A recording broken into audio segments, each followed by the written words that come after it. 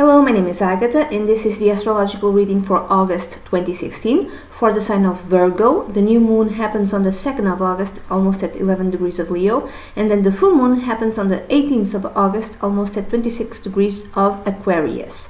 And what does this mean to you, Virgo? In your case, Virgo, the new moon happens on your 12th house. So what does this means to you? It might mean for some of you that you might be getting, dreams, not prophetic, but interesting dreams. It could be dreams about people in your family who are deceased, who already passed on, and there might be older people in your life who, in your family, like in the closest unity family. It could be mother, father, like older, grandfather, grandmother, like an uncle, someone older who passed on, and you might be getting dreams with this person. If it's not that, I would say positive dreams, not necessarily negative dreams, but nice dreams, hopefully. If it's not that, it could be a revelation, because it's the 12th house, the revelation of a secret concerning someone in your family, someone older in your family. Could be, again, mother, father, grandmother, grandfather, aunt, uncle, something like that, someone like that. And I'm just going to give an example. I'm not saying that this will surely happen this way. Just an example. Imagine that the secret revealed is that this person had like a second family and had like a mistress or lover for 30 years and had kids with that person. It could be something like that. Whatever it is, like a revelation of a secret concerning someone in your family, an older someone in your family. If it's not that, it could be that it's the 12th house, Virgo, so you might spend time with yourself, alone, but not lonely, and you might spend time beautifying yourself, taking long baths with oils, and spending time taking care of your body, taking care of your image, trying out different costumes and trying out makeup, something, whatever it is that makes you feel good about yourself, makes you feel beautiful, and you're doing it on your own, alone, something like that, something that will add to your beauty. But you're doing it alone, and you quite enjoy it. If it's not that, you might be spending time helping others in a volunteering type of scenery. And how do you spend time helping others? You spend time helping others by beautifying them. It could be all sorts of people. Let's say that you go to a hospital with women. It doesn't mean necessarily women. It could be men also. But you can do more things with women that you can do with men. Men, it's basically the hair and the outfit. Women, it's more makeup, but it could be men. Okay, imagine that you go to a place, a hospital where people have cancer, and you go to the part where the women are, and you even if they don't have hair, you can work on the makeup and work in a way, do the nails and work in a way that will make them feel beautiful. If it's not that, it could be something like women's shelter. So women are in shelters and they are hiding, for instance, from their abusive spouses or partners, and maybe let's say that they need to find a job. So you go there and you help them with an outfit. Maybe you bring the outfit, and maybe you go to a place where you can find, because Virgos are thrifty, so you can tell them, oh, there's a good place where we can go and buy very good outfits and very cheaply. So you teach them stuff like that, or you help them dressed in a way that it will ensure they will get the job, or they will present themselves in a very neat and beautiful way. You help them with their hair. You do their hair, you do their makeup. So you make them feel better about themselves, and something that they can carry on, something that they can go and do a job interview, something like that. You're beautifying people somehow to help them in some way. If it's not that, it could be for others like the start of a secret love affair, that you might think it's very karmic, it's very spiritual. You might fell in love like out of the blue, like love at first sight, kind of. I don't know if this love affair will last or not. I have no idea, but you feel it as you found your soulmate. You found the one, and this is very spiritual, this is very karmic. It might be karmic, it might be spiritual, it might not last. I have no idea. But there might be. If you're married or if the other person is married, there's a problem, okay? Also, there might be controlling issues about the other person or about yourself. You might find out, for instance, Virgo, that you are very controlling and you had no idea about that. It could be the person whom you are having this love affair, who is controlling, or it could be you. And maybe sometimes without this person you would not found out that you are controlling, that you have these issues. It depends. I don't exactly know how will the energy manifest. Just be aware not to hurt people. Try not to hurt anyone or yourself, okay?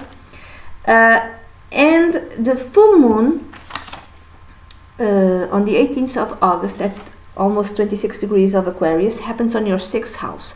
This has many different ways of reading. So it could be some of you might getting medical exams. So you went to a physical and you got the medical results, and maybe you need to tweak your diet somehow, because you need to change your diet for health reasons. Let's say you were a vegetarian and you need to incorporate, for instance, meat or animal protein of some kind for health reasons, or the other way around. It could be the other way around. So you eat in a certain way, and let's say you eat a lot of fruit, for instance. I'm just giving examples. I have no idea. And the results come in, and then your doctor tells you cannot eat this amount of fruit, you have to eat a lot less because this is not good for you, this is not good for your pancreas, or there's something to do with your diet that you need to change. If it's not diet, it's exercise. Maybe you need to start exercising, maybe you need to incorporate exercise. Maybe you don't have the time because you have so many other things to do, but you need to incorporate exercise. If you already exercise, maybe you are overdoing it and you need to cut it in half. Let's say that you do 1 hour a day, every day, a certain type of exercise, and then the results came in, the medical results, and then your doctor tells you need to change the type of exercise you do, and you need to, instead of doing it for an hour, do it for 20 minutes a day, for instance. Or, for instance, let's say that you are really stressed, that your high blood pressure, I don't know if it's, blood pressure is really high, and then your doctor tells you, okay, I understand you don't want to take medicine, for instance, that you like natural cures. Try, for instance, to lower your blood pressure. Try meditation, for instance.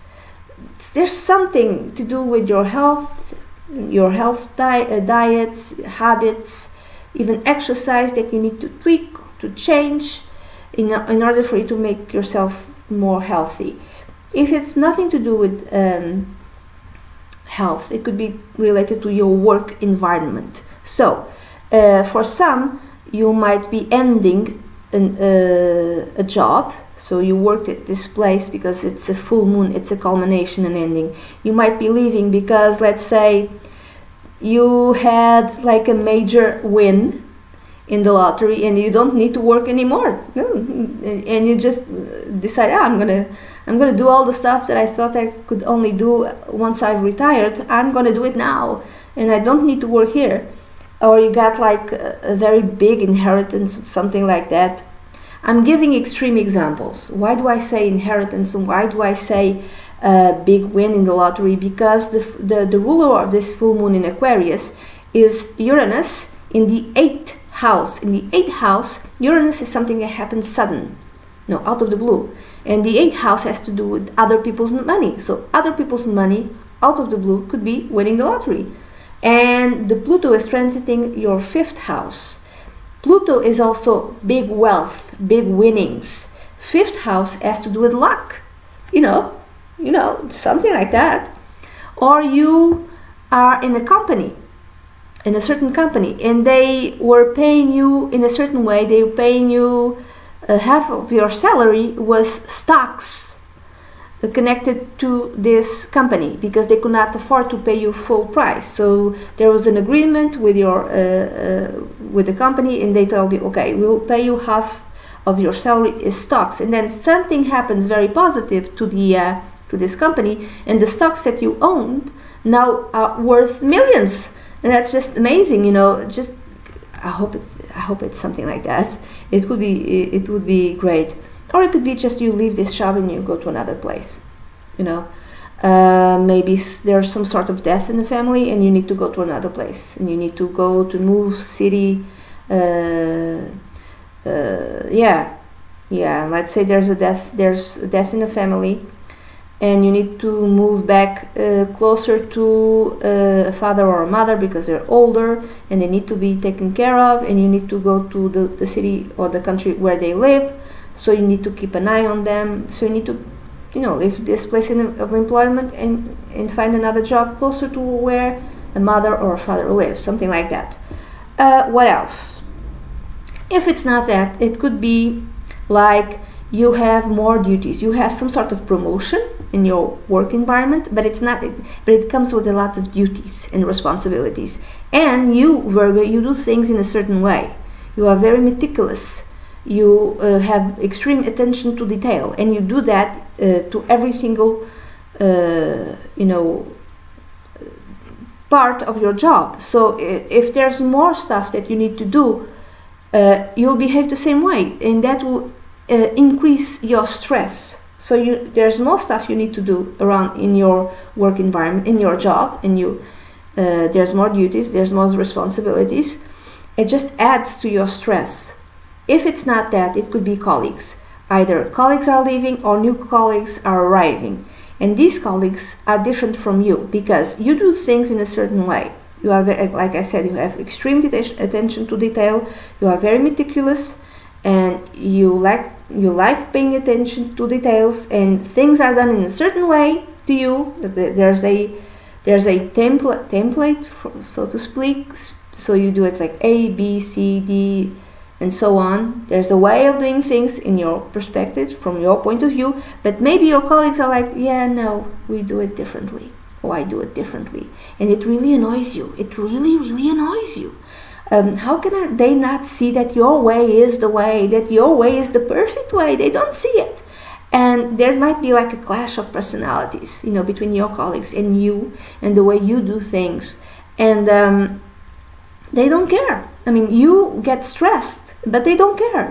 Why do I say they don't care? Because the 6th house is your house of colleagues, and it's in Aquarius. And Aquarius can represent the way your colleagues are. They can be really kind of detached. They don't care if you criticize them. They just don't give a damn. They just do things as they want them to do. They are really detached, and they have like a more rational point of view, and they don't take things personally. They don't get hurt in that way. So you might be stressed and furious, but to them it's all fine. It's just fine to them. So there's different ways of this energy to manifest. This is a very general reading. It depends from natal chart to natal chart. If you'd like a personal reading, please send an email to dunyazad@gmail.com, and I'll be delighted to work with you. Bye bye.